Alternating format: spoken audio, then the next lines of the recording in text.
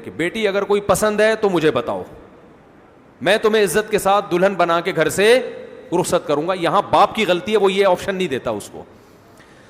بہت مشکل ہے. والدین بھی تو چاہتے ہیں ہم سے ہمارے مطلب کی باتیں کی جائیں, ہم پر جو حقوق ہیں اس کی بات نہ کریں. میں تو کہتا ہوں نا بچوں کو والدین کی اطاعت کرو, والدین بڑے خوش ہوتے ہیں. لیکن جب میں بچوں سے کہتا ہوں کہ شادی میں والدین زبردستی مسلط نہیں کر سکتے اپنی رائے, تو ماں باپ کہتے ہیں آپ بچوں کو باغی بنا رہے ہو. تو اپنے مطلب کا اسلام چاہیے, سمجھ رہے ہو؟ اور جہاں اسلام آپ پر ذمہ داریاں ڈالتا ہے وہ والا اسلام آپ کو نہیں چاہیے. ہمارے نبی صلی اللہ علیہ وسلم نے ایک بچی کا نکاح ختم کرایا ہے اس بیس پہ کہ بچی کے جو ولی تھے, باپ کے بعد چچا ہوتا ہے نا, باپ نے وصیت کی تھی کہ میرے بعد میرا بھائی اس بچی کا متولی ہے.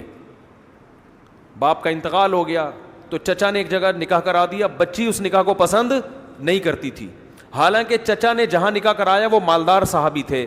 بچی پسند کرتی تھی غریب کو, تو نبی نے اس نکاح کو ختم کر کے اس بچی کا نکاح کہاں کرایا ہے؟ اس غریب سے. اور آپ صلی اللہ علیہ وسلم نے ایسے موقع پہ فرمایا لن ترى للمتحابین مثل النکاح, دو محبت کرنے والوں میں نکاح سے بہتر کوئی چیز نہیں ہے. حالانکہ وہ صحابی رسول تھے, انہوں نے مالدار سے نکاح کرایا, مالدار میں تو فائدہ ہے نا. لیکن اللہ کے نبی نے فرمایا جہاں یہ چاہتی ہے وہاں کیا ہوگا؟ وہاں نکاح ہوگا. تو باپ بھی اپنی رائے زبردستی مسلط نہ کرے. یہ وہ جینا کیا جینا جس میں اللہ سے محبت ہی نہ ہوئی ہو.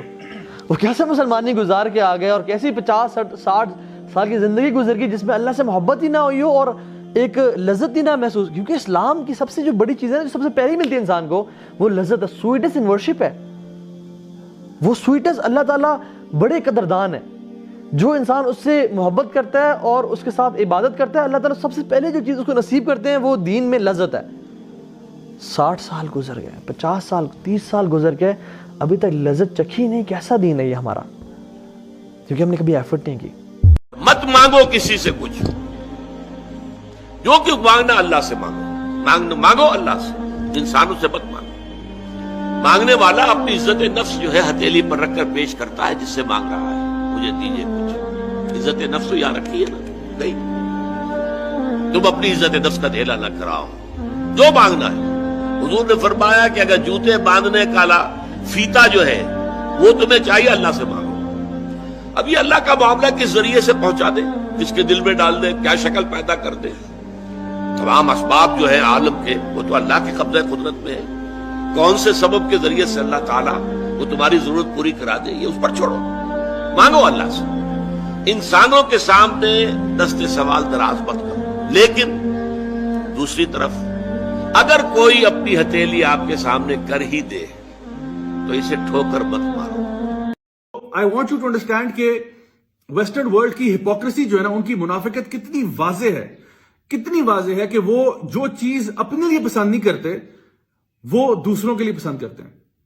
خود جب ان کی باری آتی ہے اور ان کے جو خدا بنے ہوئے ہیں ان کے خلاف کوئی بات ہو تو وہ چیخ اور چلا اٹھتے ہیں کہ بھئی ہمارے فلیگ کو کچھ نہ کہو, ہماری کوئین کو کچھ نہ کہو, ہمارے قوانین کو کچھ نہ کہو, ہولوکاسٹ کو ڈینائی نہ کرو. لیکن جب فریڈم آف سپیچ ان کو یاد تبھی آتا ہے جبکہ نبی کریم صلی اللہ علیہ وسلم کی گستاخی کی جاتی ہے. تو میں چاہتا ہوں کہ آپ ان کی منافقت کو, آپ ان کی ہپوکریسی کو سمجھیں کہ وہ جو کہتے ہیں وہ کرتے نہیں ہیں. کم سے کم درجے میں اتنا ایمان تو ہمارے دل میں ہونا چاہیے نا. اللہ تعالیٰ ہمیں اعلیٰ ایمان عطا فرمائے. ٹارگٹ ہمارے ہے کہ ہم نے سب سے اعلیٰ ایمان کے لیے کوشش کرنی ہے, لیکن کم سے کم درجے میں اتنا ایمان تو ہمارے اندر ہونا چاہیے جو ذرے کے برابر ہو. اور کم سے کم درجہ ایمان کا کیا ہے وہ ہمیں کیسے پتہ لگے گا؟ وہ بھی رسول اللہ صلی اللہ علیہ وسلم نے ہمیں بتایا.